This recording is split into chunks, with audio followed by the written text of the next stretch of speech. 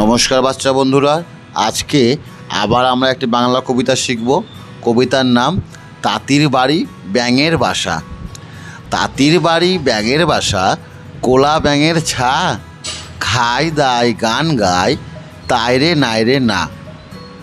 তাঁতির বাড়ি ব্যাঙের বাসা, কোলা ব্যাঙের ছা, খায় দায় গান গায় তাই রে নাই রে না। তাঁতির বাড়ি ব্যাঙের বাসা, কোলা ব্যাঙের ছা, খায় দায় গান গায় তাই রে নাই রে না।